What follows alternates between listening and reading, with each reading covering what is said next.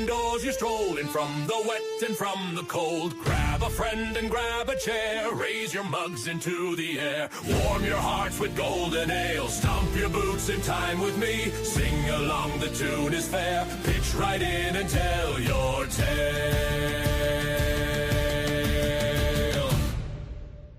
Through the tavern doors you stroll in, from wet and from the cold. Candles flicker on the beam, smoke and laughter thread between. Grab a friend and grab a chair, raise your mugs into the air.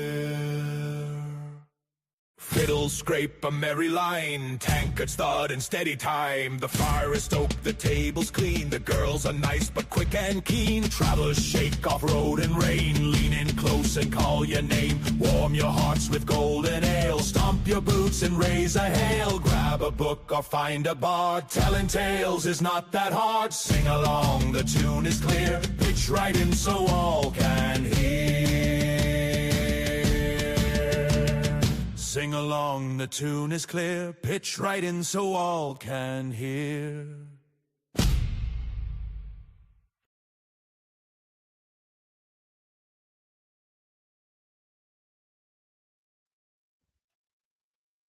Hello, hello. Hey. How's it going? Yeah, not bad, not bad. How are you? Not too bad myself. Ah. No. Well, I made some coffee. I made coffee, but I haven't actually finished making it and started drinking it yet, so. Ooh, well, how about you go get your coffee and I'll read the intro. You do that. We can go from there. All right. All right.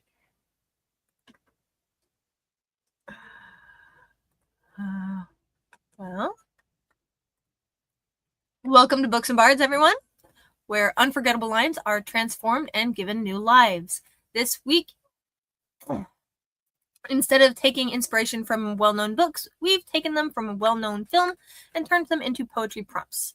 Then we've invited poets of all ages and abilities to see where the ideas lead. We explore how a single line, viewed through different lenses of experience, can produce a variety of meter, metaphor, and meaning. Together, we'll discover how a simple quote can unfold into a poem all its own. This week's show is inspired by quotes from the film Independence Day. And hopefully you have seen it. If not, we highly recommend it. So, gotta say, going based upon the paltry number of submissions we got, I'm starting to think people haven't seen Independence Day, which seems pretty odd to me. Either that or they got confused by the title of the contest, because Independence Day was last week's show. Well, I guess. Maybe in the title of the contests, we should put movie, and then, I don't know. I don't know. Who knows? But the poems we did get were good. And they should be fun. Yeah. So, well, JoJo, do you want to tell us about the movie and then we can go into these quotes? I haven't actually seen the movie, so what do I know? I'm kidding.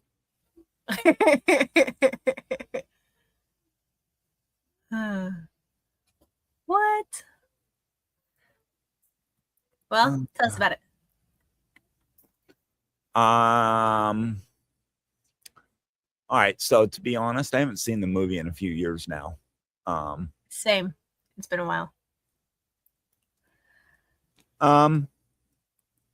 So it's got Bill Paxton, right? And he's the president. And in the beginning of the movie, a whole bunch of aliens show up in really big ships. And at first, there's not much going on except these alien ships hanging around. Everybody's kind of freaked out, not freaked out.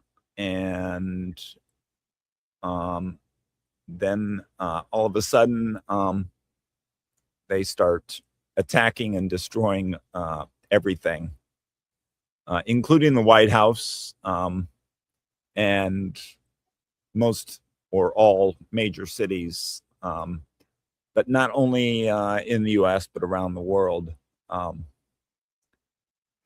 So there is also Will Smith, who is a fighter pilot.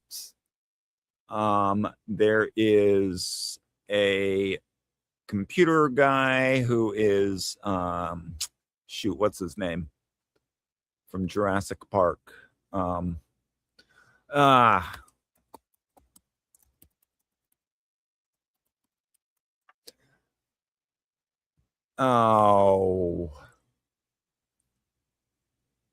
Jeff Goldblum. And there's a number of other really well-known actors in the movie. One of my favorites is what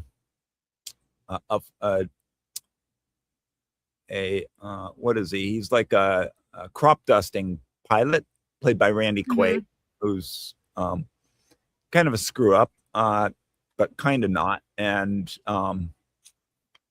he's got a bunch of kids, and pretty soon, Jeff Goldblum's character realizes that that the aliens are using all of our satellites to coordinate their attacks, and in the meantime, Will Smith gets into like a dogfight with one of the aliens, and ends up somehow shooting the alien down. So the funny part is then they all regroup at Area 51, which is a shout out to all of the theories about Area 51, government, secret government crash site and so forth, where they find out that the rumors are kind of true. There's the government has been secretly hiding their some kind of a little alien spacecraft of some sort, and so Jeff Goldblum figures out how to upload a computer virus into it, and use it to upload a computer virus into the main ship, the main alien ship, and then he and Will Smith, surrounded by lots and lots of other fighter pilots, go after this mothership, and they attack it, and somehow Will Smith and Jeff Goldblum get inside and upload the computer virus, and then they shoot some kind of a bomb at it, and then they turn and hightail it out of the mothership, and right as they escape, it blows up. And meanwhile, Randy Quaid has kind of done sort of like a kamikaze attack, and he sacrifices himself.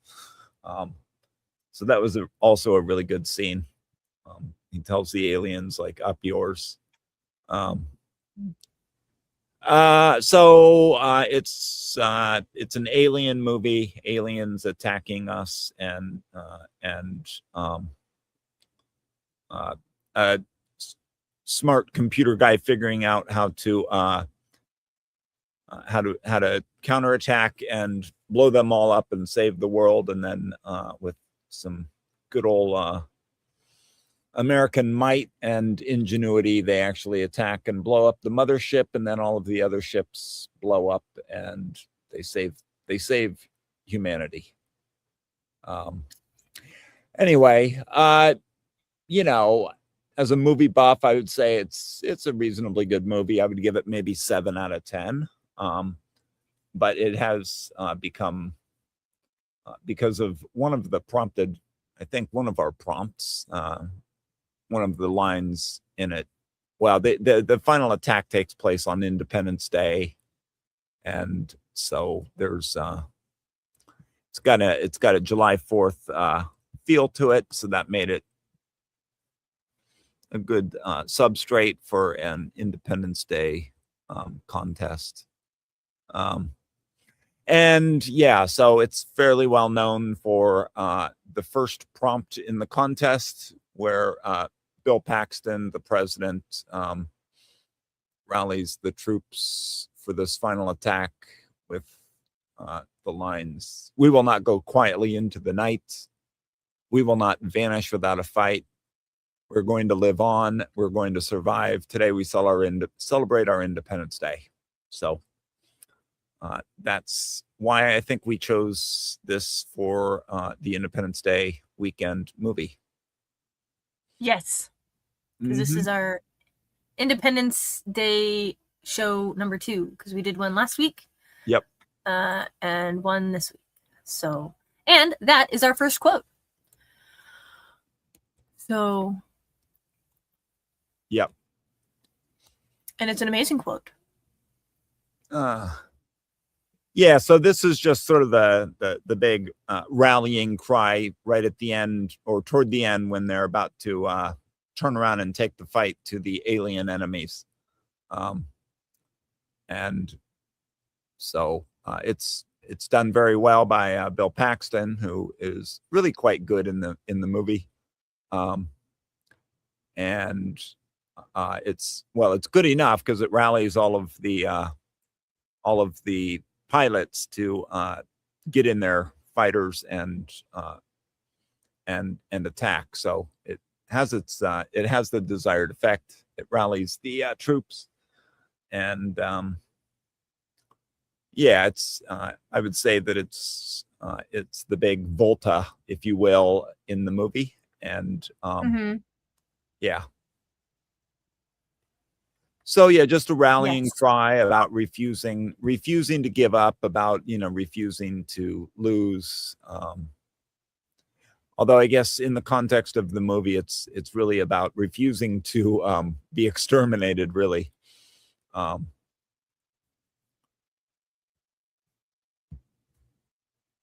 do you think of prompt 2? Do you remember where prompt 2 is? It says, "Now that's what I call a close encounter." And I do not remember where in the movie that is. Was that Randy Quaid? It might have been. I'm not sure. I don't remember. Randy Quaid's character, one of his interesting side stories is that this is not his first encounter with aliens. He had been abducted earlier in life, and he's kind of an aliens conspiracy theorist, and so I think that's where the second quote comes from. That he's encountering these aliens, not for the first time, but for a second time, but I'm not sure. This might have also been Will Smith's line after he encounters the alien and they dogfight, and he knocks the alien down.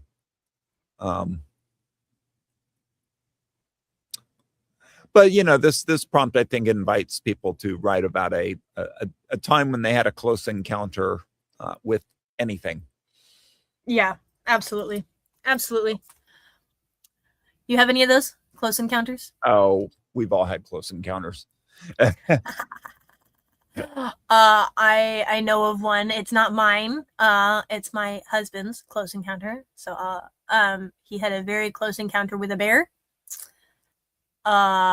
He was going pretty slow. It was in his truck, and I think he's like at a stop sign or something. Anyway, and this bear just walks up to him and sticks his nose in the window, says hi.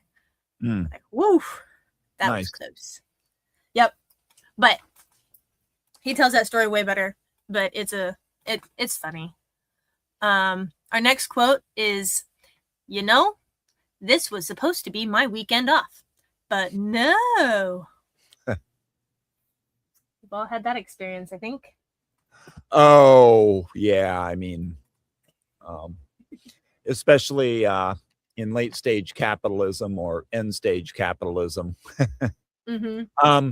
Yeah, so we've all had plans that have been completely interrupted. And I think in this case, though, it has there's a little bit more at stake than just having to maybe work an extra shift.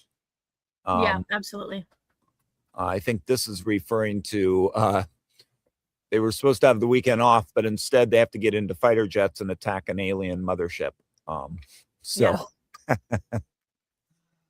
So yeah, this is maybe a little bit more than an extra shift. So excuse me. So this could be a good prompt, I think. I agree. And the next one, "I'm sorry, Captain, this is a restricted area. I can't let you pass without clearance." So this is, I think, when Will Smith drags the alien back to headquarters or wherever they're. I think it's an Air Force base. He drags the alien all the way back to the Air Force base. The alien that he shot down. So he actually has a biological sample to give them to study or whatever, and then of course they won't let him in because it's a restricted area. He's just a pilot. He doesn't have clearance.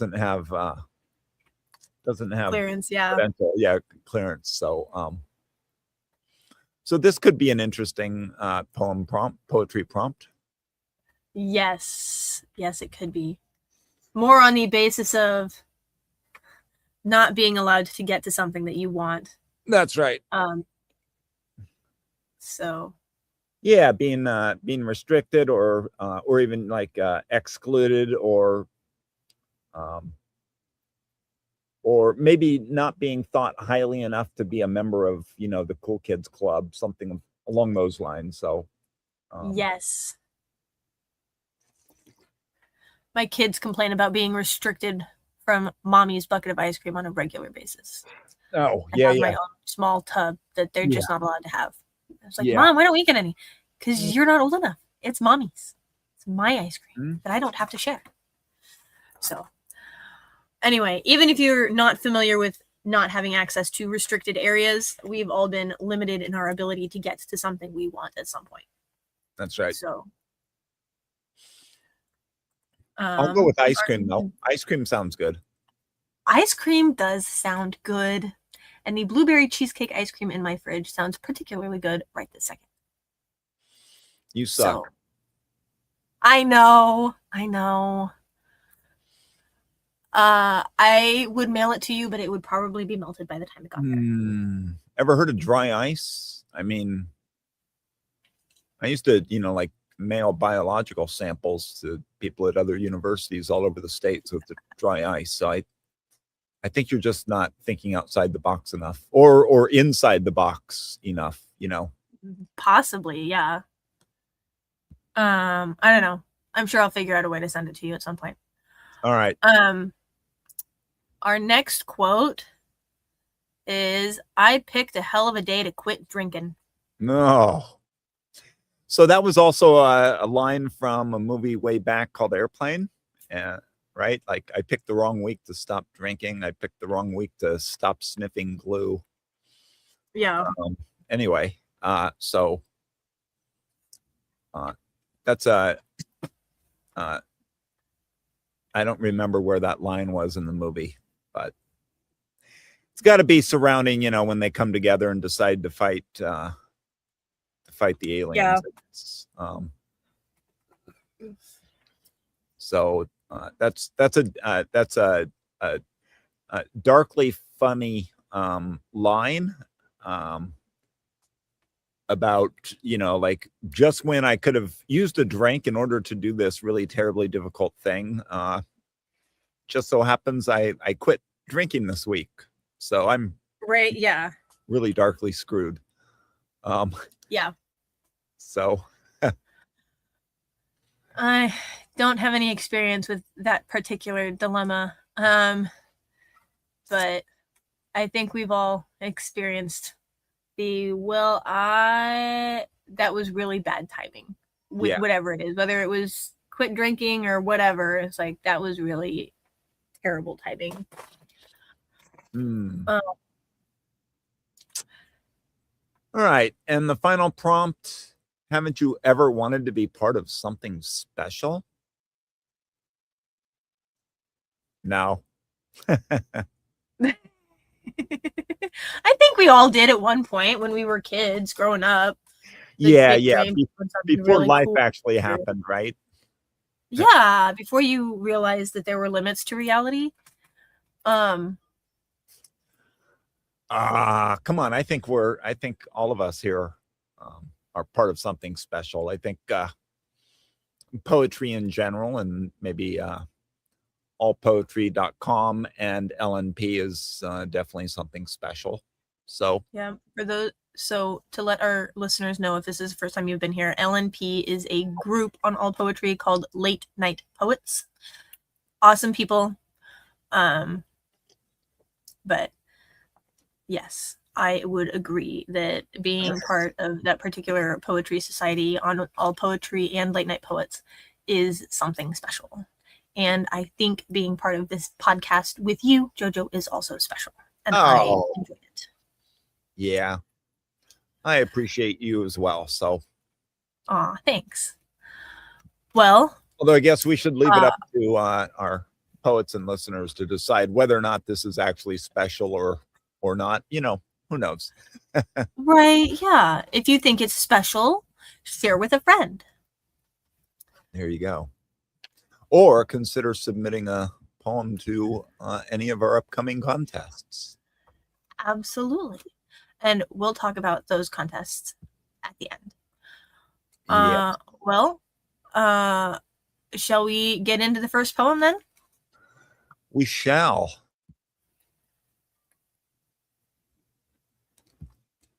Do you want to read first, or do you want me to? Oh, I don't know. What do you want? Should we flip a coin? It's terrible. The first one. I am pasting the link right now into the group chat. And I am going to assume that Pam is going to copy and paste them into the YouTube channel. And the poem, I guess, do you want to take a pass or do you want me to? I'll do it. That's fine. All right. It's by Jody Melton, and it's called Why Not? I picked a hell of a day to quit drinking. Of all the stupid decisions a man can make, I chose the one morning the sky decided to open up and drop death on my front porch. The aliens came down with their big shiny ships, blocking out the sun, and I was standing in my kitchen staring at a coffee cup thinking, well, this is probably the worst possible time to get my life together. The neighbors were running, the television was screaming, the government was lying in that calm voice they use right before everything burns. And there I was, sober. What a ridiculous joke. I spent years drinking because life was too much. The bills, the heartbreak, the memories that crawled out at 3 a.m., looking for a place to die. I drank because the world was crazy. Then the world actually went crazy, and I had the nerve to quit. Brilliant timing. A man should be allowed one last bad decision when spaceships are hovering overhead. One last whiskey, one last middle finger to responsibility. But I looked at the bottle and thought, funny thing, you were never really saving me from the end of the world. You were just making sure I never noticed it had already ended inside me. So I grabbed my keys, put on my boots, walked outside. The sky was on fire. Buildings were falling. People were praying. And I was laughing. Because maybe I've been preparing for this my whole damn life. Maybe every broken heart, every lonely night, every battle I fought with myself in the dark was just training. The aliens wanted humanity. Fine. They could have it. But they weren't getting the version of me that needed a bottle to survive. I picked a hell of a day to quit drinking. But maybe that's exactly why I picked it. Because if I could face the end of the world with empty hands, maybe I could finally face the rest of my life with them full. End poem. Nice read. Thank you. Nice read. And a nice write by Jody. Yeah,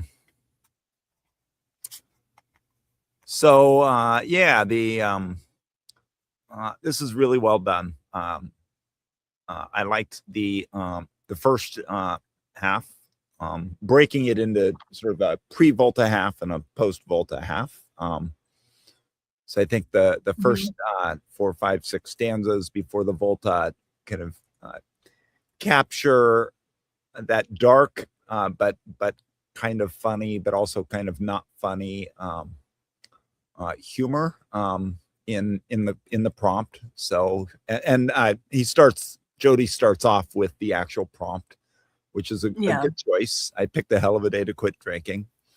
I like the first few stanzas. The first solid stanza where he equates the decision to the sky opening up and dropping death on the front porch, and then the alien ships coming down, blocking out the sun. And I was standing in my kitchen staring at a coffee cup. So, so there's the sense of having quit drinking alcohol and now kind of substituting coffee instead. So I think that's a fairly common thing to do. And just kind of smirking at themselves, saying, "Wow, this is probably the worst possible time to get my life together." Just when the alien ships are coming down and life is actually kind of falling apart. The narrators, getting their own personal life together at that very moment. So, the neighbors are all running and people are screaming and the government's lying calmly on the TV. And he's standing there in the kitchen sober. Then, kind of goes into a little bit of the backstory around the drinking. Spent years drinking because life was too much. A little bit of a list of Bill's heartbreak memories that, and I really like the memories that crawled out at 3 a.m. looking for a place to die is a really strong image. Oh, yeah. I drank because the world was crazy. Yeah, I guess. Then the world actually went crazy. And I had the nerve to quit. So then there's kind of this moment of regret. A man should be allowed one last bad decision when spaceships are hovering overhead. I gotta say, I completely agree. He says, one last whiskey, one last middle finger to responsibility. Yeah. So I think there's that moment of kind of regret and kind of wishfulness around, well, maybe I should, maybe this is really like an excuse to have one last bad decision. So I like that little nod there. But then the Volta, but I looked at the bottle and thought, funny thing, you were really never really saving me from the end of the world. So that's when the whole poem turns. And I like that next stanza. You were just making sure I never noticed it had already ended inside me. So I think that's a really strong description, maybe of addiction. So I thought that was really strong. So then he puts all of that behind him, and walks out. The sky's on fire, bridges are falling, people are praying, and he's laughing. which I think is a strong move in the poem. I agree. Because maybe I've been preparing for this my whole damn life, and in a way, that is, I think that the character in the movie that he's sort of modeling this poem on is Randy Quaid's character. As I recall, Randy Quaid is an alcoholic, and at best, say semi-functional alcoholic, and suddenly he kind of finds his, what his calling. He's suddenly finds, what he's been preparing his whole life for, right? So so I think that couplet there is a really strong pointer to Randy Quaid's character, the crop duster. He's got, like, I don't remember, like 4 or 5 kids or something, and anyway, so then he kind of rationalizes to himself why he needs to do what he's about to do. Maybe every broken heart, every lonely night, etc., was just training. So he kind of talks himself into actually moving forward. I like that. I also like that stanza, but they weren't getting the version of me that needed a bottle to survive. So that's sort of this redoubling his commitment to doing this sober, to living his life sober, and so I thought that was a really strong image as well. So I agree. That was really good. And then he ends with, because if I could face the end of the world with empty hands, maybe I could finally face the rest of my life with them full, which is him looking, way forward, past the aliens, past the motherships and past the impending battle, to whatever comes after that, which is, I think, another really strong, I think that's a really strong way to end. Randy Quaid's character, of course, doesn't survive the encounter with the mothership, but presumably the narrator here does, or at least is thinking about that, and so I think it's a really strong way to end this piece. So I agree. What'd you think? Well, now that you've broken the whole thing down for us, which I appreciate. I do, actually. Your ability to break things down like that is awesome. I like the very, I guess, down to earth way he's written this. Like, aside from the aliens and big ships part of it, which most of us really only relate to on a sort of metaphorical way, every line in this poem is relatable. Every single line. And so it's just television screaming, the government lying in a calm voice, standing in the kitchen with a coffee cup, like Bill's heartbreak, memories at 3 a.m. Like, the whole thing is very down to earth and very relatable. And so all of the emotion behind those are very, they're very strong, just because of how down to earth the whole thing is. And I think the way he has this structured works really, really well. So I really liked it. And honestly, like, the whole thing is good, and you need all of it for the end to hit the way it does and as strongly as it does. But I really liked the conclusion that's drawn at the end of this recommitment to what he's doing. They weren't getting the version of me that needed a bottle to survive, and the if I could face the end of the world with empty hands, maybe I could finally face the rest of it with them full. Like, I think that was like the perfect way to end this. I love that. Like I said, you need the rest of it for that to hit the way it does, but I think it's beautiful, and very impactful piece. And like I said, I think part of that is because of how down to earth and very relatable the entire thing is. So very, very well done. I absolutely enjoyed it. Yeah, I really liked. I loved the ending too. It's full of hope. It's full of looking forward, and I like the empty hands versus the full hands. I think is a really strong play there on the ending. Yeah. Yeah, I think Have it's. you ever Huh?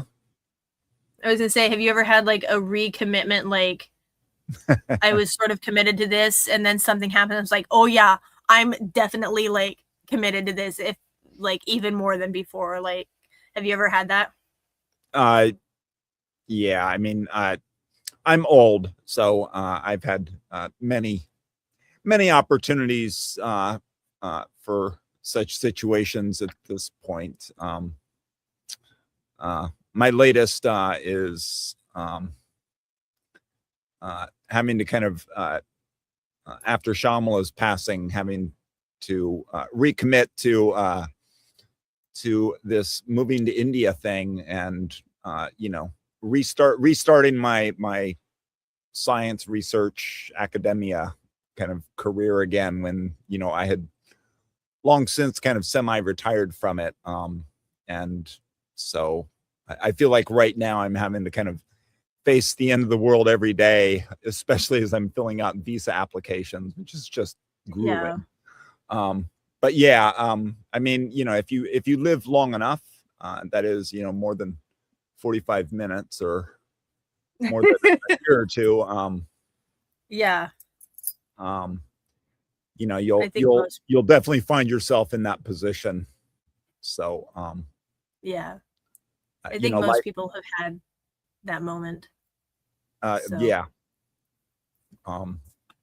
Life is not linear, and it is not without roadblocks, and so you often find yourself having to make the decision of whether or not a former goal is going to remain a current and future goal or not, and if so, having to maybe get at it differently, with hands full versus empty. So I as they say, I think that ending, I agree with you. It's really, really strong. So I just fell in love with this poem. And it's a really nice alignment with the prompt, because it really does kind of follow, at least in broad strokes, Randy Quaid's character in the movie. Yeah. Well done, Jody. We did give him the gold medal in this contest, and absolutely deserved that. So yeah, we did, and I think both of us were unanimously agreed that this was just gold medal. Yeah, absolutely.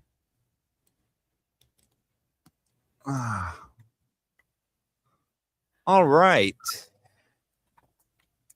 The next one is by Ben Hart. It's called The Shapelessness Required to Belong, and we have an audio for that. So I will paste the link. And we were able to get the audio uploaded? Yes, we were. Yay. I love hearing The Shapelessness Required to Belong, Part 10, by Ben Hart. And by the end, as the last maelstrom of sky abandoned lung, there remained only a portrait painted in fog upon the glass heart of death, a fingertips fateful retracing of a drug addict's hastily discarded edges. It read, "And here was I, and all my tears of joy, all my stammering against the unceasing still, a penitent mute, a mother's boy, slowly forgiving the hope that had him killed. Now I recall life only in spent light, in broken constellations of sensate intangibles.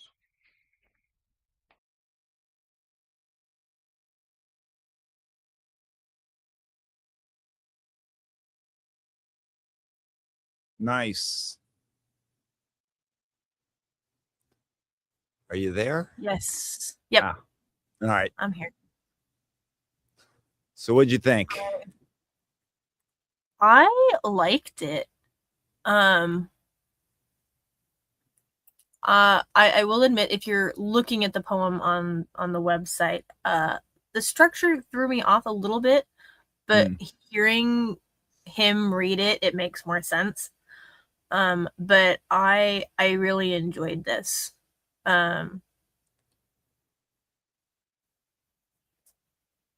I think he's got some really impactful, intense images here, accompanied with some very strong, I think very relatable emotions. And honestly, I think my favorite metaphors that he's got here are near the end. It says, I recall life only in spent light, in broken constellations of sensate intangibles. It's like, oof, good ones. I really enjoyed those. Mm-hmm. So, is it? So in the prompt, he in the author's note, Ben notes that he was thinking about prompt 2, which is now that's what I call a close encounter. But I think this also definitely aligns with prompt 5. I picked a hell of a day to quit drinking. Absolutely, yeah. But I think it's a little bit. So this is so this clearly deals with addiction, but it also I think is it's also talking about, well, not that Jody's didn't focus on like a existential crisis, close encounter with death, I guess, but it's at least implied. This one is maybe a little bit more focused on sort of the close encounter with death, and also centers addiction, and also like Jody's, there's a sense of questioning their identity, who they actually are. But this is a really different form than Jody's. Jody's was much more narrative and really followed, as I say, Randy Quaid's character in the movie. This is this kind of comes at it a little bit more obliquely or adjacent. It comes at the movie anyway, just in the sense that it does encapsulate a close encounter, not just sort of the more explicit encounter with aliens that Jody's poem narrated. But this, I think, also focuses maybe a little bit more on an encounter with death, but it does it with a really different kind of a form, and does it a little bit, quite a bit more abstractly as well. Ben is also really good at doing those things with sort of a little fragments, I would say, of images, and that's what I love about his poetry the most. And so so this is fairly abstract, and yet also fairly well. It's grounded in images, but the images sort of come together a little bit abstractly, and to me that's the power and beauty of the poem.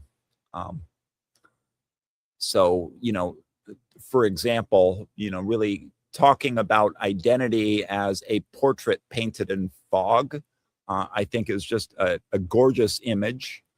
And then saying upon the glass heart of death. So relating image, the image of identity to this fragile glass heart representing death. It's just, that's an incredibly strong juxtaposition there. And then the next stanza, fingertips fateful retracing of a drug addict's hastily discarded edges, is so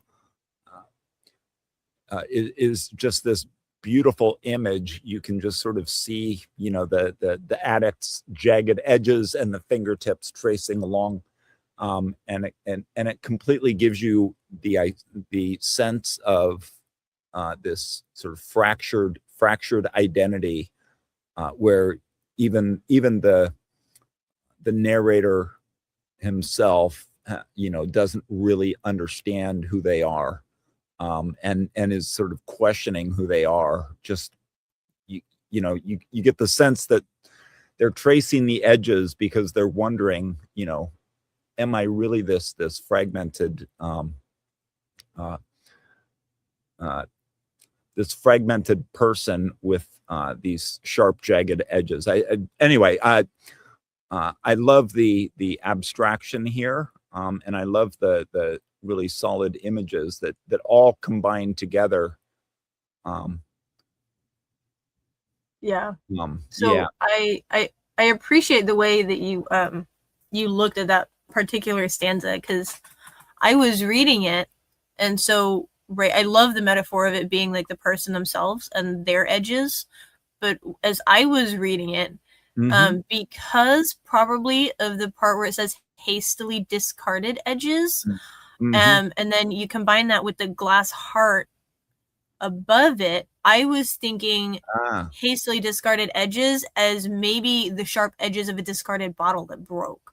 And just sort of like retracing those like with your finger and being almost regretful of that decision or something. And so that's sort of how I read it. But I appreciate your view of that, because I took it almost very literally as opposed to the metaphorically. And so but I get both work. So I appreciate that comment about that section. So yeah, I was reading that as sort of a lost self. But you're right. The glass, the glass heart really is a strong metaphor, maybe for a bottle that was sort of the core, the heart of their identity, and then it gets fractured, and so that's a really nice reading of it there. Yeah, nice job. So. And the discarded edges is like, oh, I broke the bottle and threw it away, or I threw the bottle away and broke it. That's that's a really nice reading of that. But yeah, I love the way Ben deals with identity in this. I just think it's stunning, and beautifully written. Oh yeah, absolutely, very, very well done. So, and then later he actually does turn a little bit narrative, with the where is it? And here I was, all my tears of joy, all my stammering against the unceasing still, a penitent mute, a mother's boy. So then it turns a little bit more narrative. So I think that's in a sense that's the Volta. Mm-hmm. Yeah, so then it does turn a little bit more narrative, and I really liked the second half. So Yeah, absolutely.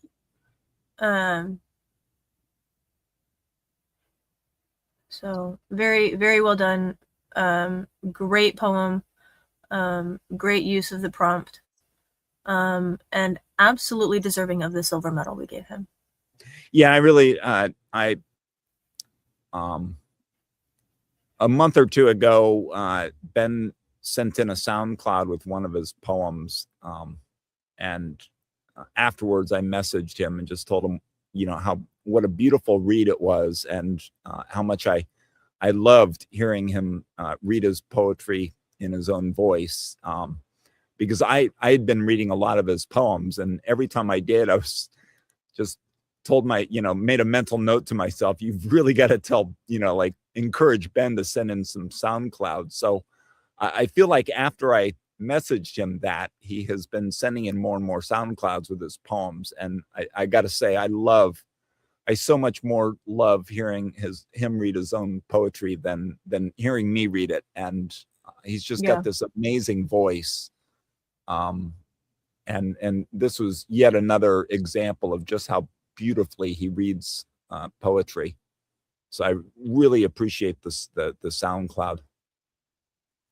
Absolutely. SoundClouds are helpful.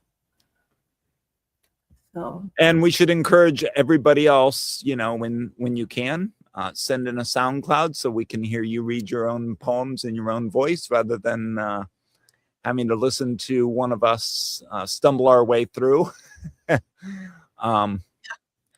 So please, when you can, submit a SoundCloud. We so much more prefer to hear you read in your own voice.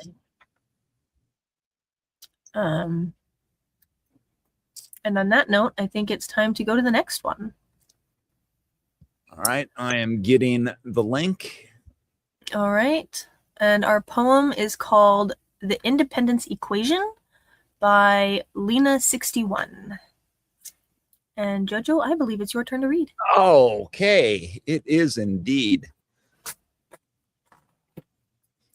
This is The Independence Equation by Lena61.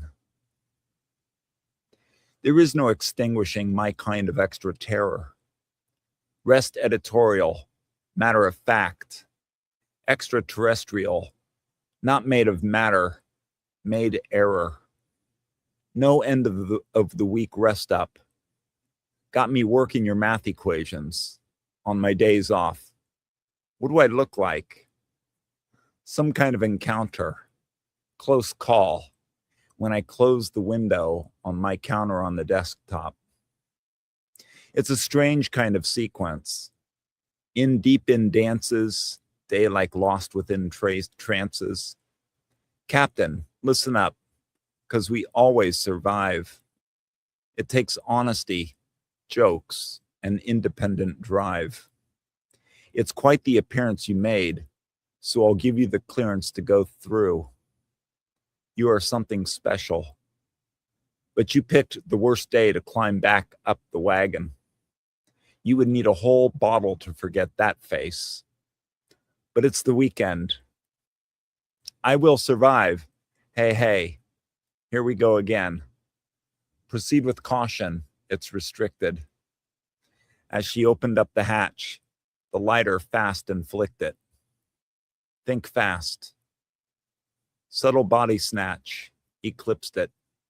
Double imposter, another skin lost. Memory, store it quick before they clip it. Flash drive zooms fast, the alien equipment equipped it. And all on my day off. Just the type of stuff I constantly do. Quick shutter dash. I survived. I will survived. I lived it. End poem.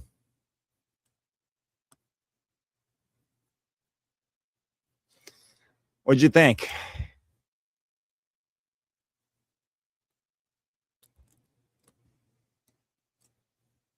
Are you on mute? You're on mute. I'll remember Hello. that next time. I enjoyed this. She actually drew from all 6 prompts. Mm-hmm. And I think she did a really good job. She sort of goes, I feel like it goes back and forth a little bit between the computer work, because she's talking about the uploading of the computer virus, right? And so she goes back and forth a little bit between the computer side of it and the alien encounter spaceship side of it. And I think she did a really good job. Mm-hmm. So I really like, let's see, in the second stanza, it's a strange kind of sequence. In deep in dances, they like lost within trances. Like it's such an interesting line, but it works so well. I know a tiny bit about computer programming. Right. But I absolutely understand the idea of being lost like within a trance while working. And so my grandparents taught ballroom dance, and I enjoy dancing. And so it's so this idea of and then right and a battle of any kind is like a dance. Is you're trying to, there is not so much a lead and follow, but it's trying to anticipate the other person's moves, and it's a dance in its own way. And you can absolutely, like, especially if you're doing computer type stuff within that, you can absolutely get lost inside a sequence or a maneuver. And so I really liked that section of it. I think it worked really well inside her poem. So Yeah, so I think you're right. So it does hit every prompt. I mean, the main, I would say, narrative focus is around prompt 3, which was, this was supposed to be my weekend off, but no. So she's talking about this kind of chaotic work environment, with nice shout out to those of us who work regularly with math equations. Love that. Desktop windows and zip drives and the whole bit. And kind of using that as the foundation for, having her weekend interrupted by having to go to work. And just how kind of crappy that is. So, being overworked on a weekend, and, kind of relating it to the alien invasion, I think is a strong move. But yeah, she hits all of the different prompts. What I guess one thing that stuck out at me was the where is it at the end, or toward the end, where is it, and as she opened up the hatch, the lighter fast and flicked it. So in the movie, after Will Smith and oh,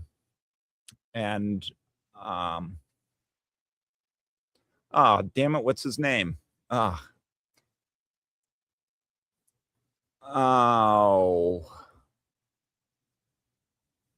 I always forget his damn name. After Will Smith and Jeff Goldblum are in the fighter jet, then they enter inside of the mothership.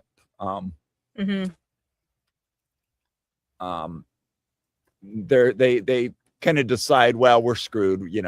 There's nothing more we can do, and so Will Smith, I think it was, or one of them anyway, pulls out a couple of big cigars, and it's like it's their last defiant act before they think they're about to die, and so they pull out these cigars and they light them, and they're sitting in the fighter jet, just sitting there smoking their cigars. And so I felt like that lighter flick was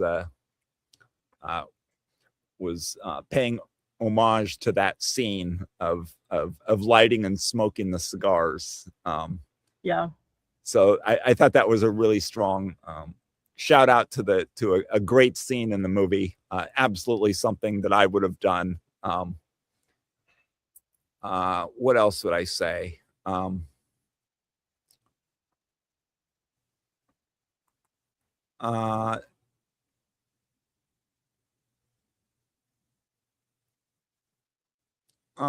Let's see. Well, so there's so at the end there's this there's a strong sense of kind of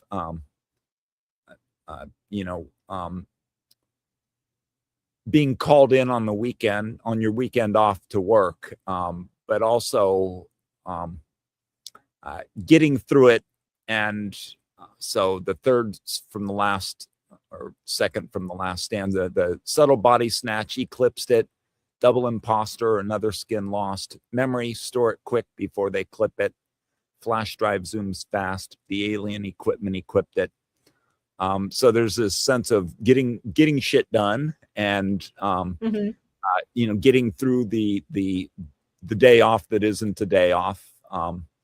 Yeah. And then ending with, survival, like I survived, I will survive, I lived it. So, kind of living through the experience, working hard to get through it. And then in the end, surviving it with a little bit of a little bit of words of defiance, like, in a sense, like maybe like my boss tried to kill me or, the alien day off that wasn't the day off tried to kill me. But, I sat back, I lit a cigar and just got shit done and survived. So I like that ending. It's, absolutely. Yeah. Yeah. And I think a lot of people can relate just to those last three lines. Everyone has survived something. We're all determined to survive something, and we've all lived through something. Yeah. And so it's... So I also really liked, but you picked the worst day to climb back up the wagon. So this is a take on the expression, falling off the wagon. Meaning to start drinking again. So climbing back up the wagon is sort of the opposite of that. And yeah, I love that line. It's really great. You would need a whole bottle to forget that face. Right. So I think here the alien is the alien day of work, having to go to work on an alien day of the week. And so, the alien face to me is sort of the face of being in the office on your day off. And so the idea that you would need a whole bottle to forget the face of the day of having to work on your day off, I think is also strong. So I thought that whole stanza was fantastic. Yeah, absolutely. Yeah. I Will Survive, Hey Hey seems like a shout out to, what is that song? I Will Survive. Is it Gloria Gaynor? I'm not sure. I'm gonna have to look.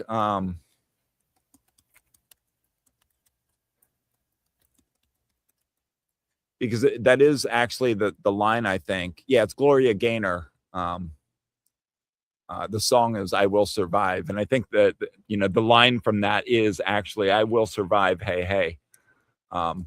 So I felt like that was a little bit of a shout out to pop culture, or at least the song in any case. Here We Go Again is maybe a shout out to another song. What is it? Here I Go Again. Yeah. On My Own. Yep.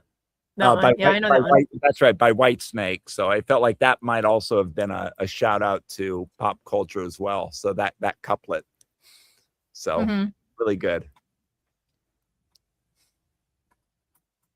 So nicely done. And as she says, she really does hit all of the prompts, which is hard to do. Oh yeah. Oh yeah. And she did a good job of it. Yeah. Yeah. Anything more that you want to I don't think so. Just that she absolutely earned her bronze medal. Yeah.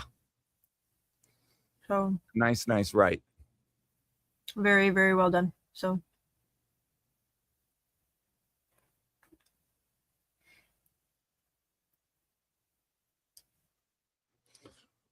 on to the next one.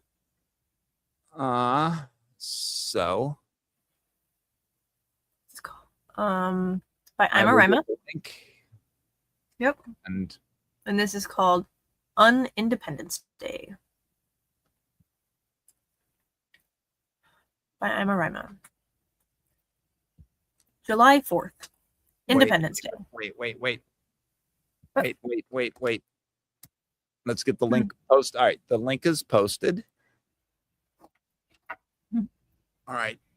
So now on Independence Day. On Independence Day by Ima Rima. July 4th. Independence Day. 251st one. Final attack on USA. Freedom experiment undone. Invaders first came from within, making we the people believe ideals on which we did begin. Now, billionaire tools to deceive, and so were voted in those who be pawns too powerful abroad.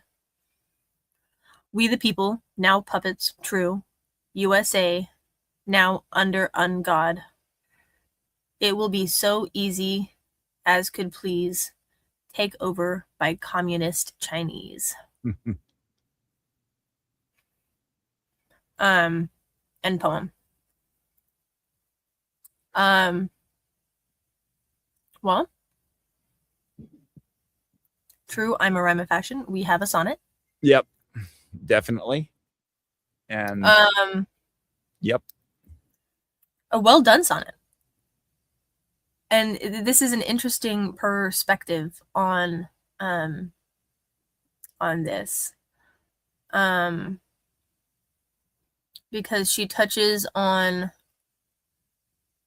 sort of what the USA is supposed to stand for and where we started, right? And I think it's interesting that she calls the United States belief in freedom and their goal for freedom an experiment.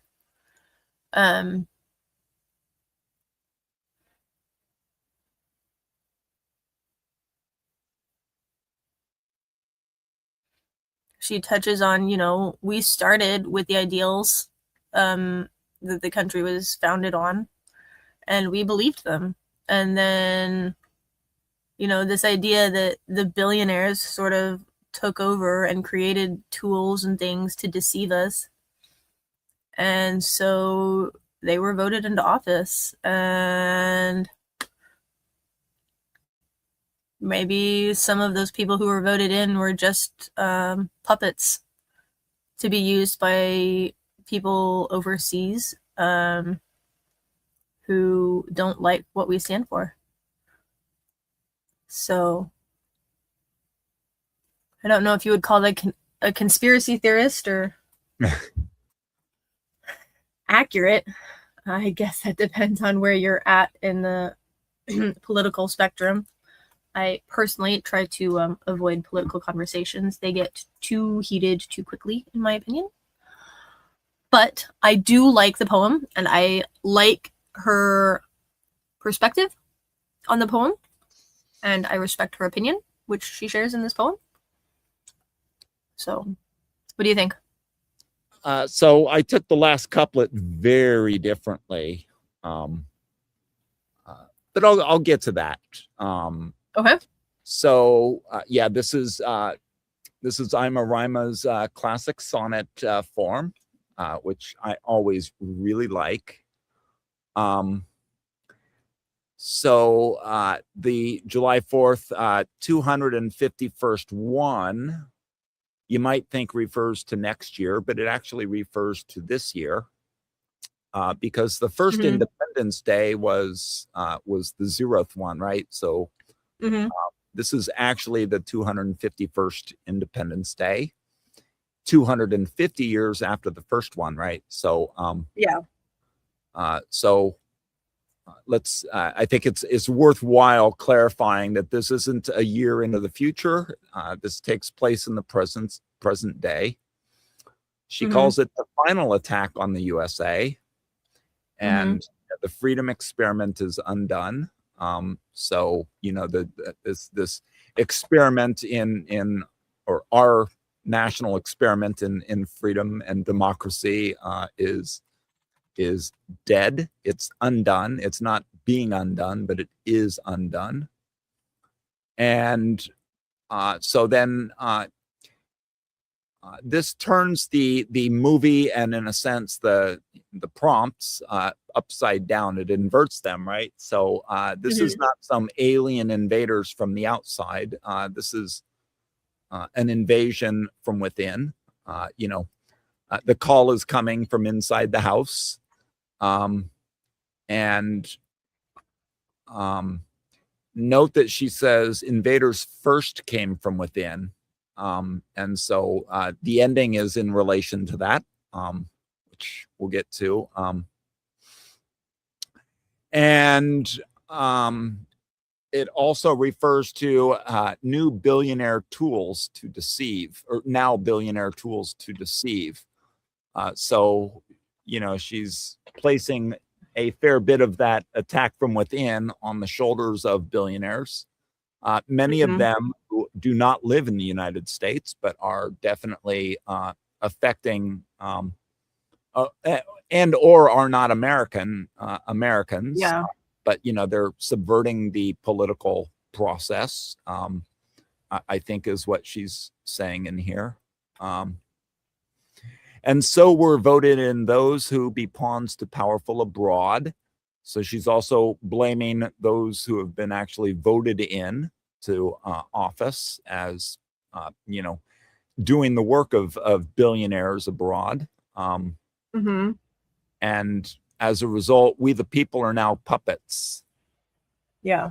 And that the U.S. is now under ungod. So that's where the un comes in. The un in the title, the un-Independence Day, is coming from the ungod that's now ruling us.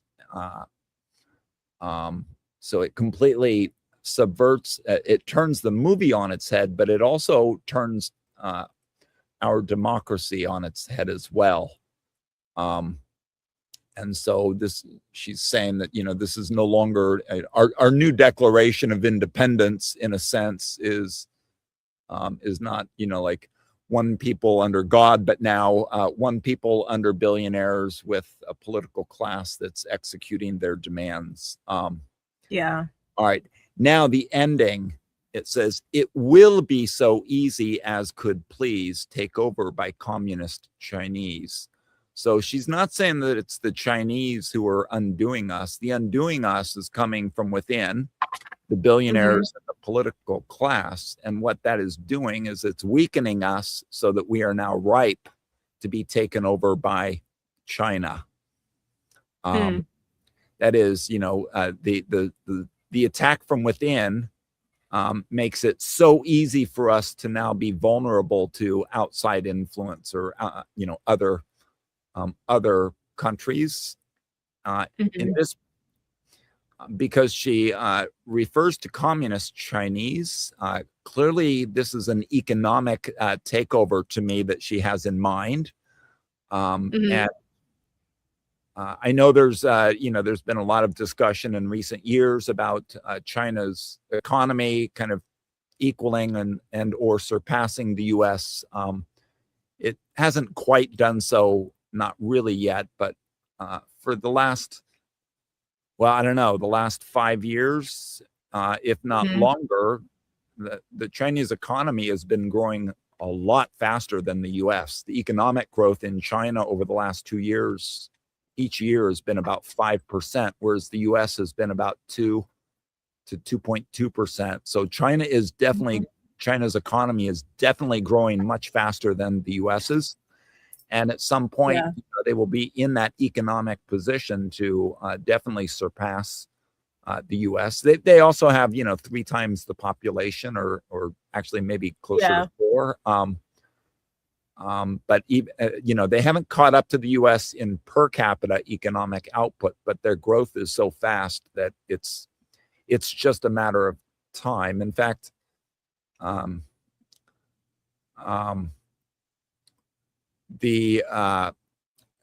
the Vietnamese economy for the last 20 years has been growing so much faster than the U.S. Now, neither of those countries is actually communist. They're both sort of a mix of communism and capitalism. I think it's a little unfair to call them the communist Chinese. If anything, I would say it's quite an interesting mix of communism and capitalism. That at least in recent years has been doing far better than the U.S. in terms of economic growth. Like Vietnam has been the fastest growing country in all of Asia for, I don't even know, 2 decades now. So I thought that was an interesting twist at the end of saying, all this is doing is making us economically weak to those other countries that are that will at some point they won't need to attack us like aliens. They'll just overtake us economically. So I thought this was a really strong poem, and so I really liked it a lot. It is really good, and I appreciate your viewpoint on it, because I hadn't seen it that way, but it works. So and I love how it just completely turns the movie narrative upside down, and ties it into sort of a declaration, turning the Independence Day upside down as well. So I thought it was a really strong write by Ima. Absolutely, very, very strong write. I think once again this week found ourselves in a position where we wished we could give away 2 bronze medals instead of just the 1. But she absolutely did a good job, and I think we both really enjoyed this one. So very nice, right, Emma? Nice job, Ima. So got anything else for this one, JoJo? Are we good? No, I think that's a wrap on Independence Day. Awesome. Whose turn is it to read? Yours. All right. Oh, I think all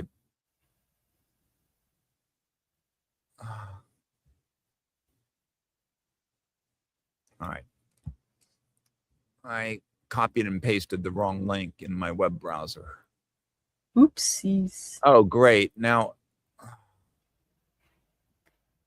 I'm not able to. Oh, there it goes. Okay.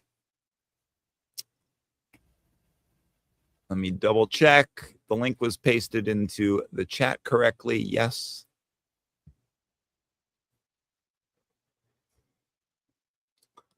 This is called Double Grief by Mr. E2. Grief is wrapped in swaddling clothes. Actor live in between, scene to scene seeing, behind the characters after editing snips on the cutting room floor.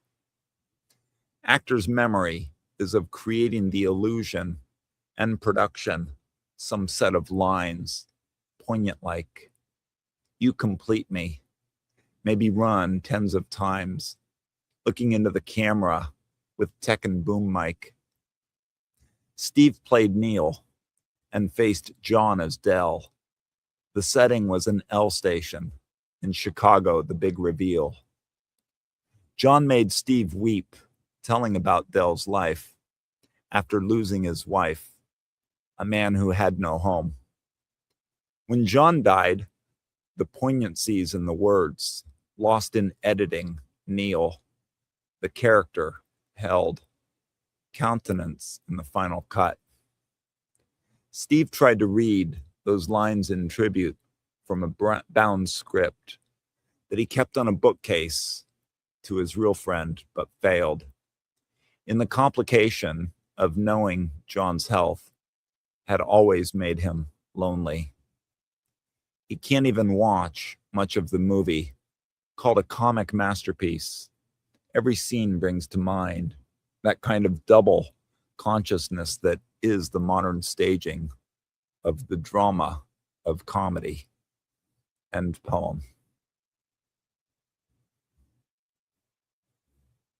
Very nice read. I don't think you saw this movie.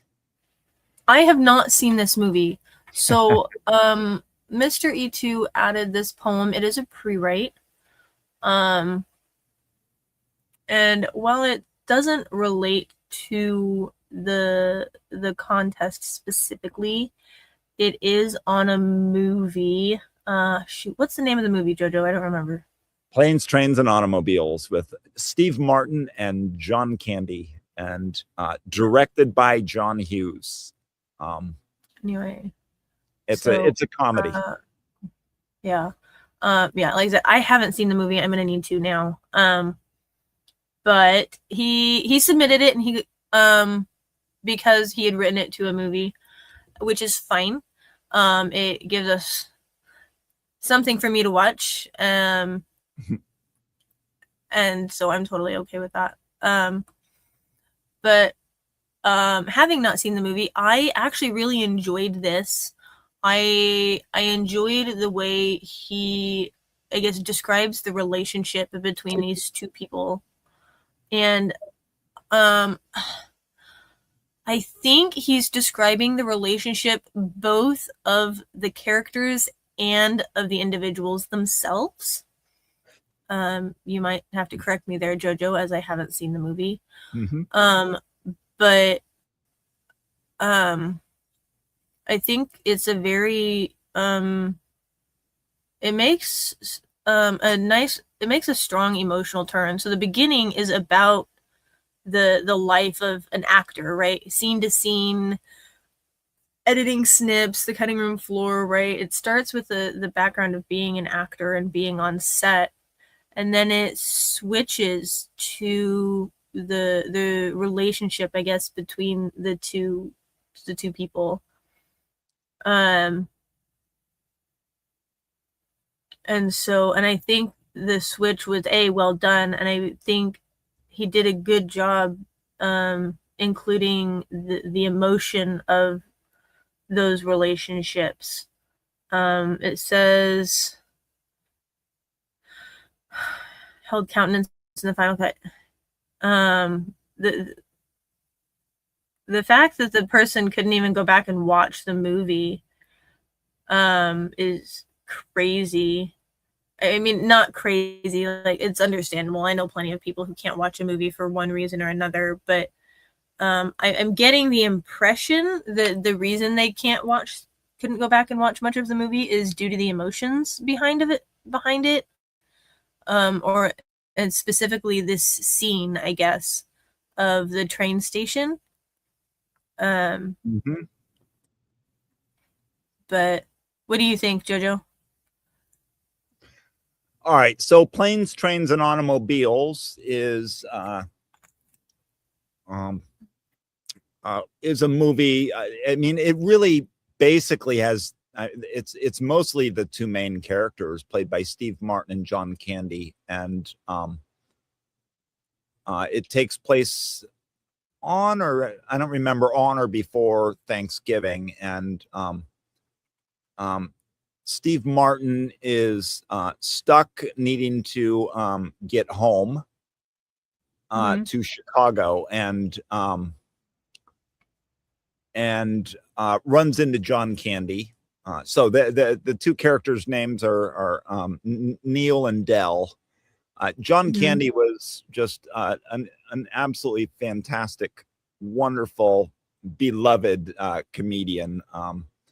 And Steve Martin, of course, is another, larger than life comedian. And the two of them together in this movie was just wonderful.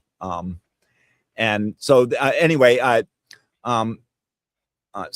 Steve Martin is stuck and needs to get home to Chicago and runs into John Candy. And John Candy is just this kind of loud, not really obnoxious, but obnoxiously friendly is how I would say. So he's just this loud, boisterous, really friendly guy, as I think he was in real life. And the thing about John Candy's character in this, Dell, is that like everything he touches just turns into, like disaster. And so, the whole idea is they have to they travel together to get to Chicago by Thanksgiving, and it's just one disaster, one travel disaster after another, and hence the name Planes, Trains, and Automobiles. And of course, this is taking place at Thanksgiving, so the weather is snow and ice and misery. And so all of these, different the failures of these different modes of transportation are just it's just like a long sequence of just one disaster after another, and it's usually or always Dell's fault, John Candy's fault. And so it's this epic battle of endurance, and of course Steve Martin is sort of the opposite. He's very driven and focused and directed, and so every one of these disasters just really upsets him, and so there's a lot of arguing and fighting and so forth. But you can only get so mad at John Candy's character because he's just this really friendly guy, and so he's really nice. He just can't help the disasters, and he can't really appreciate how other people might take these disasters with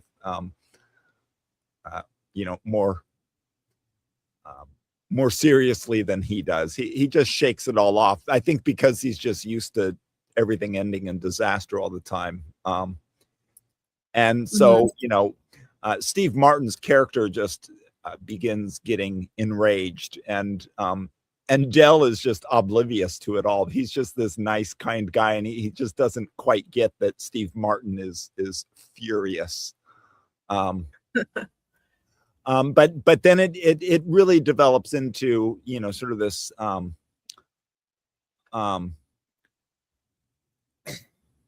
tender kind of an ending. And so Steve Martin starts to realize that John Candy's character is really, he's that way because really there's this deep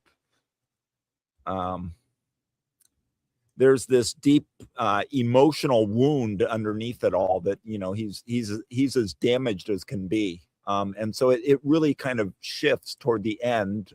There's this kind of vault in the movie where Steve Martin realizes that John Candy is really deeply wounded, and so it becomes tender in the end. The thing though, that this poem that is just so brilliantly that this poem does so brilliantly is that Steve Martin had quite a lot of time on Saturday Night Live, and John Candy was a member of the Saturday Night Live crew. They became very close, and then they did, for example, this movie together. John Candy died very young, and when he did, it was pretty devastating for Steve Martin. He was really deeply and tragically moved by John Candy and his death. And so I think what the poem is pointing to as sort of this, there's this double grief. So there's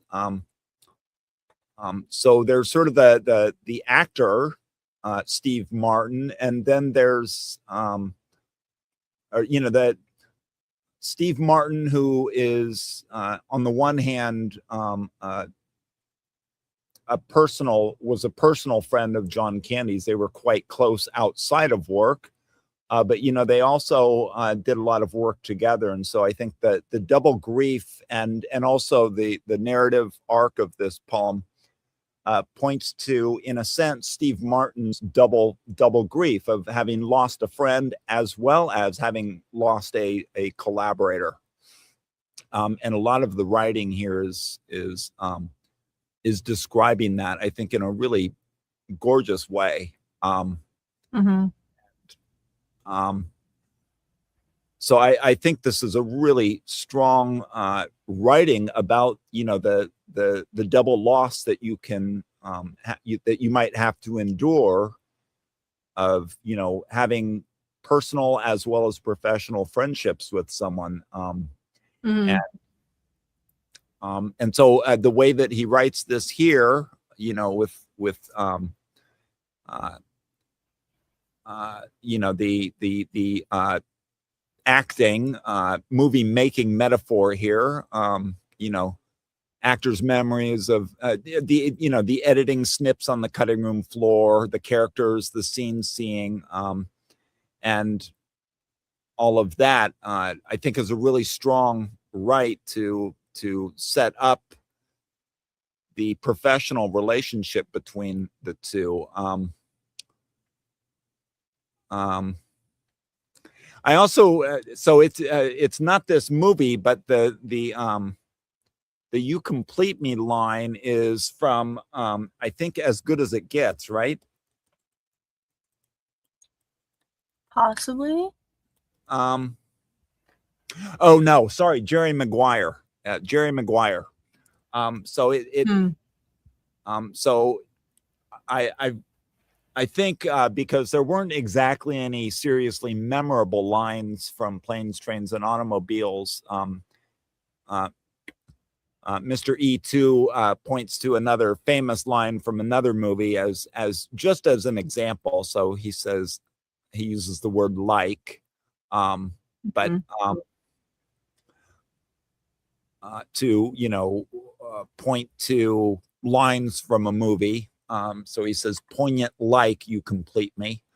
But in a sense, he's saying that the two of them completed each other, and there were, I think, they spent enough time acting together. For example, in Planes, Trains, and Automobiles, but also on Saturday Night Live, that you could probably say that the two of them did complete each other to some extent. So I thought that was a strong way. I wish it had been a line from Planes, Trains, and Automobiles, but if it had been, I wouldn't have recognized it. So I thought that was a strong way to do it, but I just wish that Planes, Trains, and Automobiles had more memorable lines. Yeah. Sorry, that was a little deeper than I had planned on going into that, but once I started talking about it, it was a fun and emotionally deep movie, I thought, and with two incredible actors and comedians that just played off of each other so brilliantly. So, and John Candy was just so hugely loved. I mean, when I first started watching Saturday Night Live as a kid, John Candy was there, and so I just loved him as a comedian and as a Saturday Night Live cast member. So. And Steve Martin too. So really nice, right, Mr. E2. I really appreciate appreciated you submitting this. But as Monarch pointed out, it doesn't exactly point to Independence Day, the movie Independence Day, but I think it's a beautiful write on two actors / comedians / friends, and the grief that comes along with the loss of John Candy from Steve Martin's perspective. So nicely done. Yeah, I agree. Very nicely done. Well written. So anyway, I believe that is the end of the poems submitted to the contest. Yep. We do have a few open poetry submissions that we can get into next. All right, let's oh,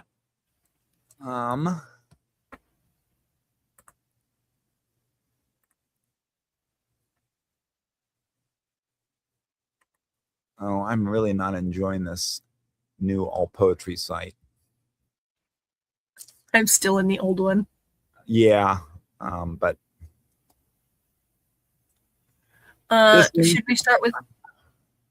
It's so let's start with Stanza Hero. Okay. And I think, is this your read? It is. I think it is. Garage Sale by Stanza Hero. All right. Garage Sale by Stanza Hero. In my mind, I still hold your tiny hands. Your laugh still lives as the master of my heart. And your bed, where we sat, and I learned your dreams, now, as is, on the lawn. End poem.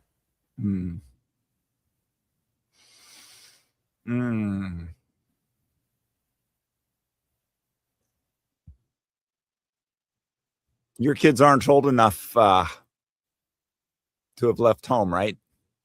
No, they've outgrown some things that I've held on to for emotional and sentimental reasons. But you had younger siblings that you were. I did. I have quite a few younger siblings. Yeah, and kind of partial parent too, or right? So old enough I could have been parent, yes. Right. So I've definitely been through the, oh, it's time to get rid of this and move on, but I have so many memories with this thing or this whatever. So yes, I understand this. Yeah. But I think this is a very moving piece. It's a very nice brevity. I think he gets a lot through on in so few words. Anybody who's had to pass on or get rid of or whatever, something that's sentimental and has a lot of memories tied to it will understand this, even if it's not specifically child related. The moving on part of life, especially with sentimental things, is not always easy. And so, but he does a very good job with this piece. So this speaks to me as a child who is no longer there, and the Stanza Hero doesn't make it clear why they are no longer there. It could go, it could be anything from the worst case scenario to a child growing up and leaving home. And yeah, the former I don't even want to fathom, and I worry that if I were to entertain that, I have kids. I don't even want to think about that. But it very well could be, or it could be, as I had to endure twice, my kids growing up and moving out and following, their dreams, and me being left with, the aftermath of, with that absence. Yeah. So this can be read in a lot of different ways. It could also be just read as estrangement. Yeah. Of a kid cutting off all contact, or cutting their relationship with a parent, which is also, no matter how you read this, it's just brutally devastating. I think that the image of that absence being represented as a garage sale or a lawn sale, Yeah. is just freaking brutal. Yeah. The image of sitting on the bed, learning dreams, is brutal. The whole thing.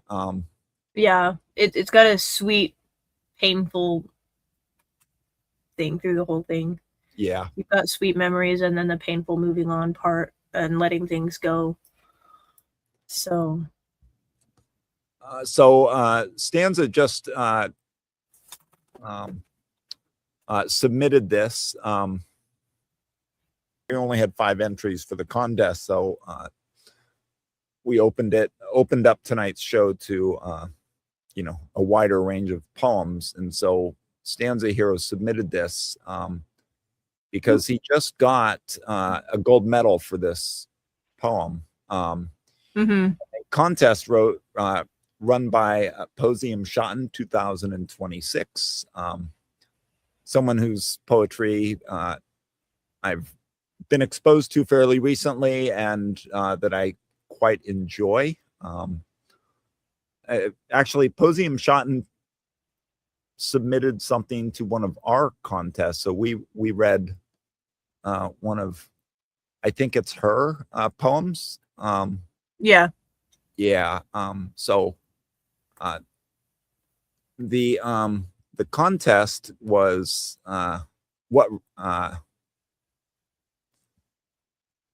actually, I don't know what the contest was.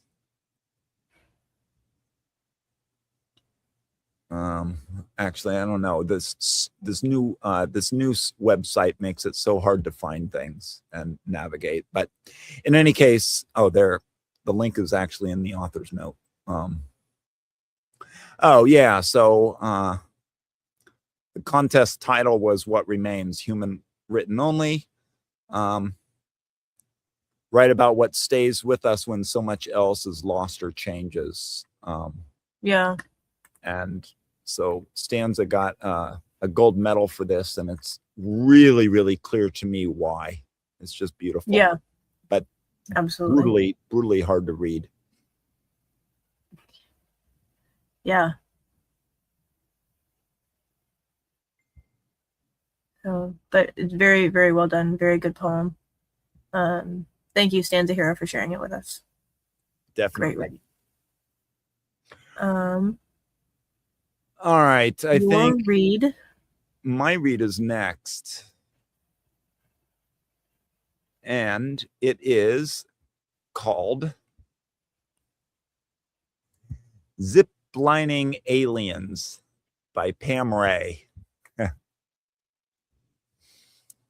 Ziplining Aliens by Pam Ray. The aliens are ziplining across the universe, pondering the lack of gravity through quantum qualms reversed. They're strapped into their harnesses and prepared with their protection, looking for a bit of fun and some lucid love connections. The planets are all spinning, a dance of purple ease. The goddess who is Venus is quite the sultry tease. The smoldering god of war, whose moniker is Ares, likes to visit all the truck stops and learn the jargon of green fairies.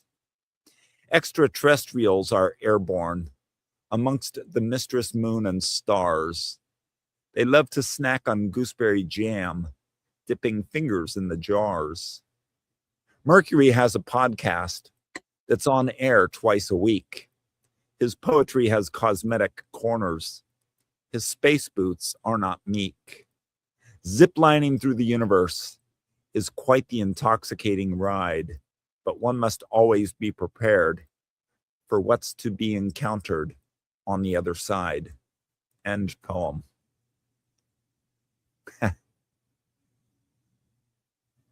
Nice. This is fun.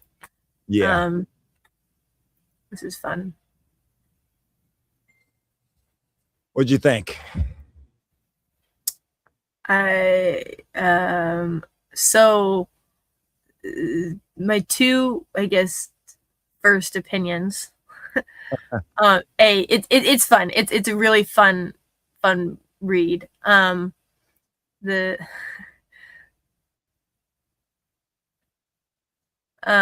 I love the way she's pulled these gods and goddesses into it. You know, Venus and Aries and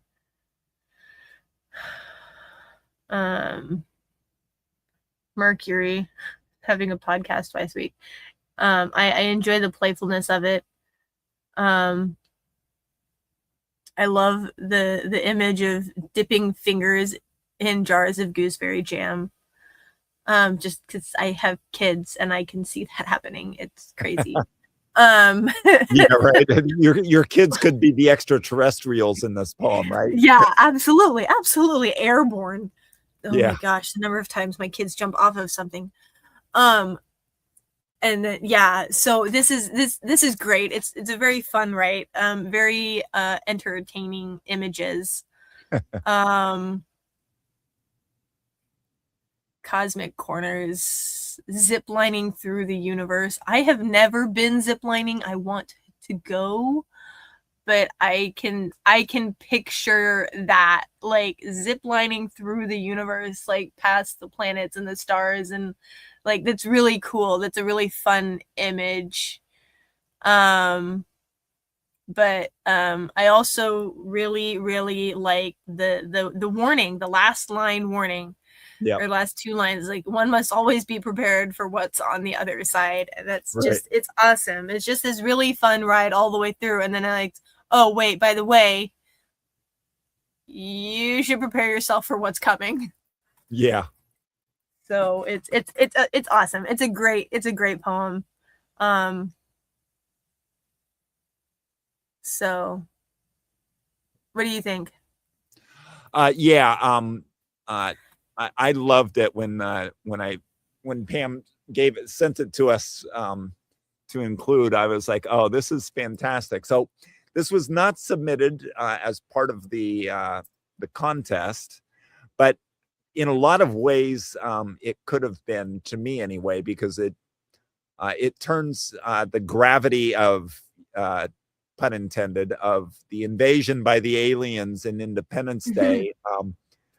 Instead of, these aliens being these serious destroyers of Earth, into these playful extraterrestrials, which includes, what Greek or Roman or whatever gods, goddesses, and planets and so forth. Literally all of the extraterrestrials. So aliens, gods, goddesses, planets, into they's entities that are just using the universe as their playground. They're ziplining, they're going in search of sex or love or whatever. The second or third stanza, they're strapped into their harnesses and prepared with their protection, looking for a bit of fun and some lucid love connections. So they're kind of out trolling for sex and or love, or at least lucid love connections. Swiping right on Tinder, probably on extraterrestrial Tinder. I love that the goddess Venus is a sultry tease. Aries is this smoldering god of war that stops to learn, like, the local jargon. It stops at a truck stop to learn the local language. and the Mistress Moon and Stars, they're like stopping to have some gooseberry jam, like they're kids, dipping their fingers in the jars of gooseberry jam. And best of all, I think, is that Mercury has a podcast on twice a week. And you have to wonder if maybe that's Pam maybe thinking about her own life a little bit, hosting poetry podcasts, though I think she hosts far more than twice a week. So I love, just how surreal and whimsical and fun this all is, until you get to that last stanza, which says, hey, it's the universe can be a fun and intoxicating ride, but word of warning, you need to always be prepared for the consequences, for what's to be encountered on the other side. So I love how it kind of returns to ground itself in more human experience there, and saying, hey, life's not all fun and games. You need to be prepared for what comes later. So it sort of, to me, speaks toward childhood / teenage years, when all is fun and games and so forth. But at some point, you have to pay the consequences to all that fun. And so you need to be prepared for that. So stay in school, no drugs, etc. Right? Yeah, exactly. That's the warning label on that one. So, but no, she did a really good job. It was a lot of fun, and absolutely appreciate her sharing that with us. So, let's see. I think we have one more. So we do, and so T. Manzano gave us another poem that if we wanted to read, we could. And I think we've got about 10 minutes left. This is a long one, but I think we can roughly get through it in 10 minutes. So you ready to give it a read? I sure am. Are you ready? Right. I am. All right. If you get tired of reading halfway through, let me know and I'll take over. It's long. All right. We Don't Go to the Movies Anymore by T. Manzano. Avocado green wasn't supposed to make sense. That's why it did. It hummed on refrigerators, sat heavy on linoleum, curling at the corners, splitting at the seams, where decades of food lived. Burnt toast, coffee left too long on scorching plates. Nothing matched.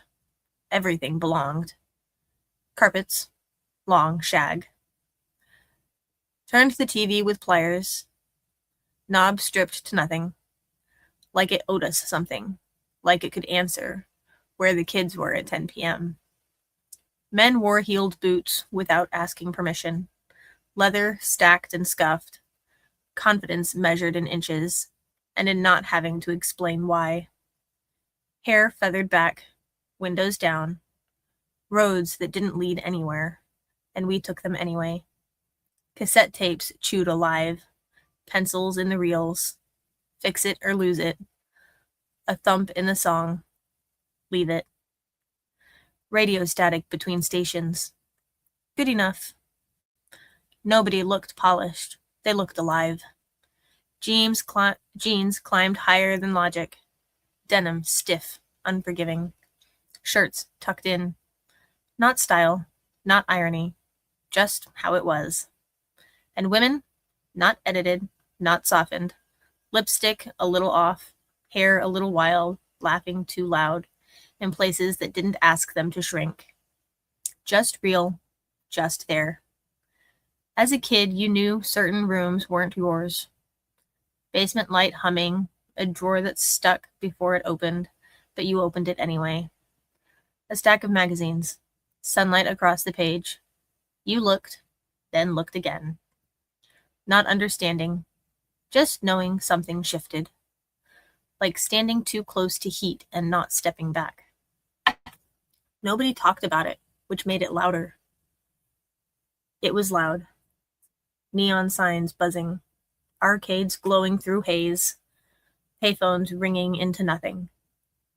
Movie theaters, sticky floors, butter through paper bags, grease on your jeans, the room already too big. And then that sound, the THX intro.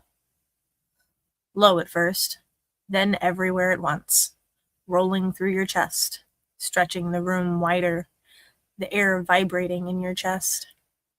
Not music, not noise, something announcing itself. You turn to your friend. No words, just that look. Rows of strangers going quiet together. You didn't pause it, didn't rewind it. You just sat there, in it. Everything had a sound. Beepers, chirping numbers. You had to remember. Phones with no names, just digits. The snap of a start tack closing. Then the house line. Don't pick up. I'm on the internet. That dial-up scream, ripping through the walls. Napster, songs crawling in, one piece at a time. Computers getting faster. Everything else thinned out. And then, glass. Plasma. LCD. Too clean, too easy. Everything you could pause, rewind, skip. People got quieter too, hid behind something in their hands. Before that, people chose to be seen. Loud. Too loud sometimes. Like turning the volume all the way up, even if it cracked the speakers. Even if it didn't make sense. That was the point. And yeah, we don't go to the movies anymore. We just watch them. End poem.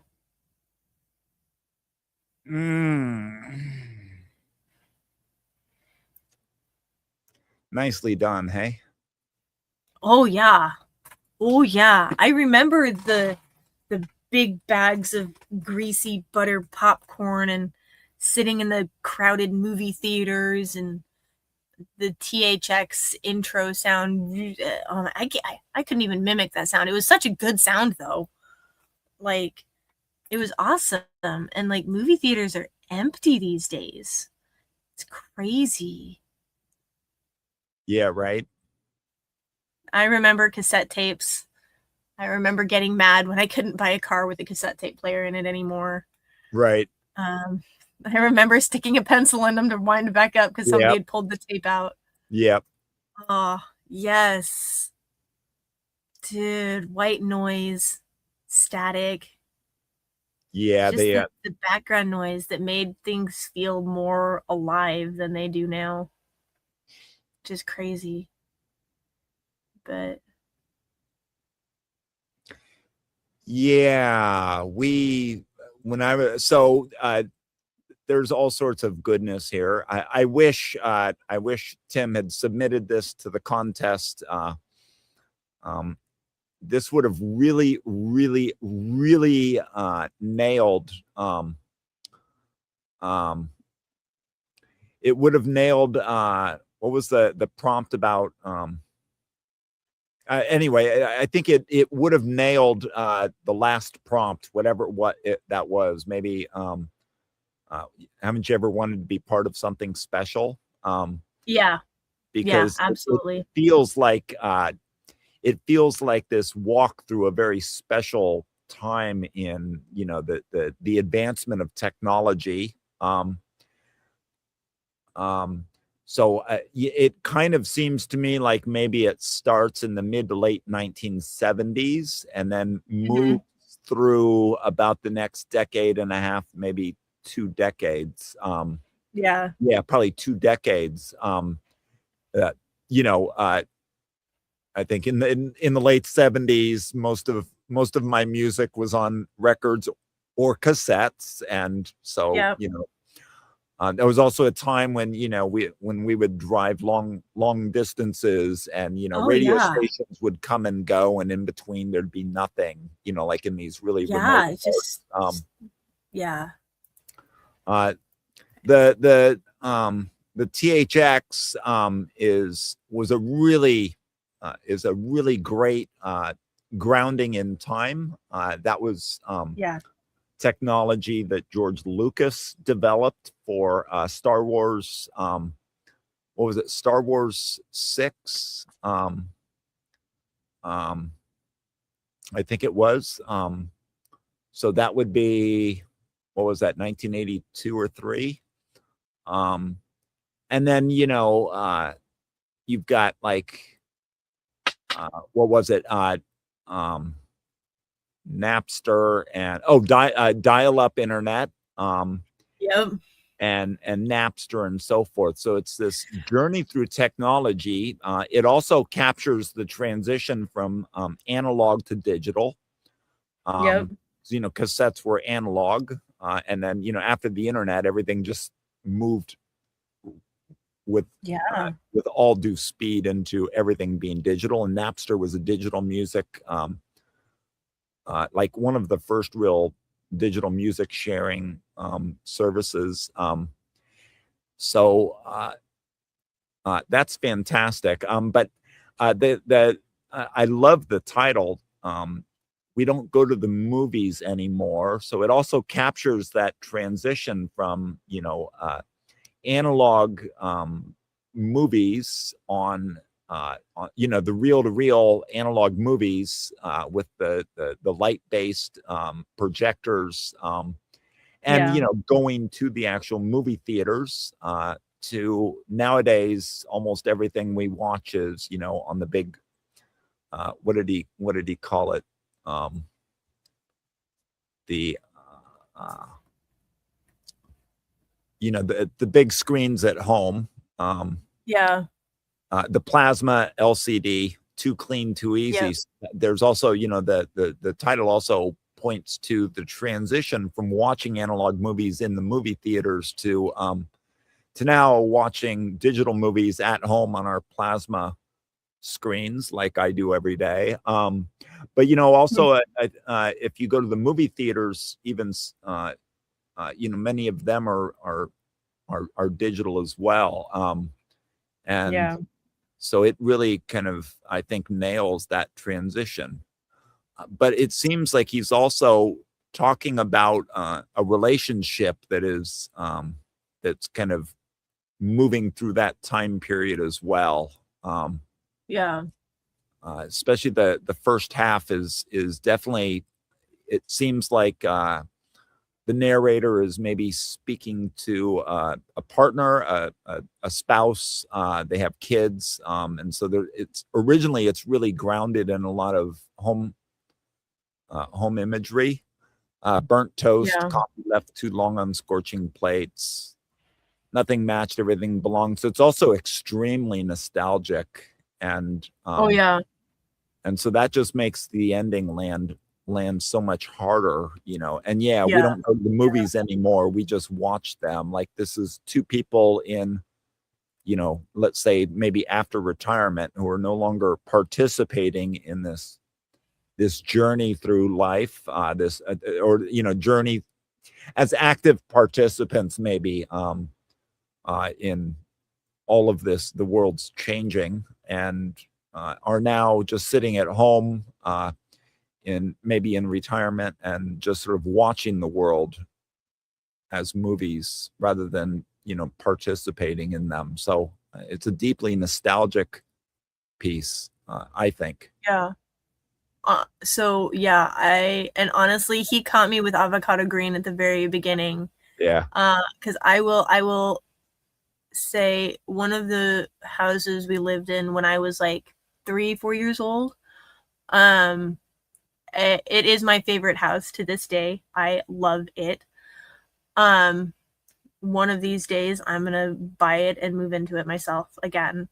Yeah. But I remember the avocado green kitchen counters. Oh yeah, it was Really? a big color way back for housing. And I love it.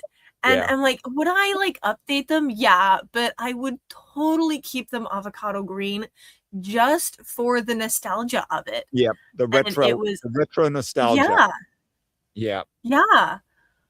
Back when dark wood was still a thing and the dark wood around the doors, and dude, everything's whitewashed now, and it's just anyway, so he got me on avocado green. It's awesome. But yeah, the whole thing is nostalgic all the way through, and I love it. I love nostalgia. I love old comforts. And so this is great. He did an awesome job with this. So I don't know what happened, but he submitted this to a contest by EpiPen called Open Ink. And so it's basically any kind of anything you wanted, any kind of creative writing. And all that Tim got for this was an honorable mention, in which case I have to say I need to read the poems that got medals in this contest, because this is an incredibly strong write from Tim, and I cannot imagine it not getting a medal in any contest it was submitted to. So whoever did get medals in that contest, they must have written some masterpieces. So I've bookmarked the contest so that I can go back and read the medal winners, because this is such a great write. It is. It's a really good write. But